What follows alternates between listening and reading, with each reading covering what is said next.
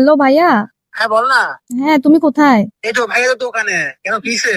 না, কিছু হয় নাই। কি করো? ভাইয়া কাজ করতেছে যে। কেন কিছু বলবি? বলার তো অনেক কিছুই ছিল, আগে বলো। নাস্তা করছো? হ্যাঁ নাস্তা করছি, তুই করছস?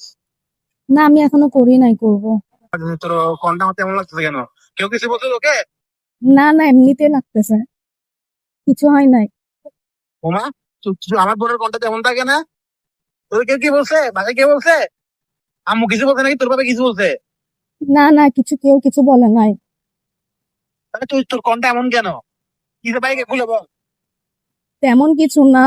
আসলে তোমাকে তো আমি অনেক কষ্ট দিছি, বা অনেক ঝগড়া করছি, রাগ করে কথা বলি নাই তোমার সাথে। তো এই কষ্ট না দিলে তুই রাগ করে না করলে কে করবে? আমাকে তোর 100টা বোন, তুই হচ্ছে আমার একমাত্র কলেজার টুকরার বোন, তুই না করলে কে করবে? তোর জন্য হাজার গুণ মাফ আমার কাছে। अपने भैया से कहना ना कभी। কখনো তো বলা হয় নাই। যতই কিছু করি না কেন, কখনো তো তোমার থেকে মাফও চাই নাই, সরিও বলি নাই। তোরা যাই কর না কেন, তুই থাকবি আমার হৃদয়ের মাঝে। তুই আজকে এমন হয়ে গেছিস কেন আমি বুঝলাম না। তুই তোরও কেউ কিছু বলছে ভাইয়ার কিন্তু খারাপ লাগতেছে, তুই না জানো না? না, তোর কেউ চোখের বাড়ি কিছু বলে ভাই বলে তোর না। অনেক খারাপ লাগে।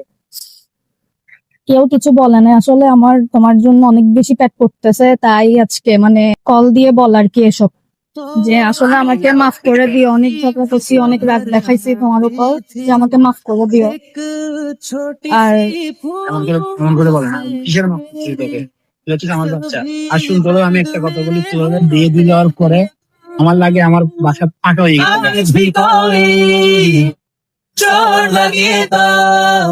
ওখান থেকে আসতে বাসা লাগতো, বাসা আসতে লাগতো একটা অন্যরকম একটা শান্তি কাজ করতো। এখন তুই না থাকে পুরো বাসাটা হাহাকার করে। মানে আমি কি নাই আমার মধ্যে সবসময় এটা, মানে আমি বিচলিত থাকি কি যে আমার বোন কই, আমার বোন কই, মানে কষ্ট লাগে মাঝে মাঝে। তো বলতে পারি না কারণ তুই ছোট মানুষ, তাই তোকে কখনো বলা হয় না। ভাইয়াও তোকে না অনেক বেশি ভালোবাসি, অনেক অনেক অনেক।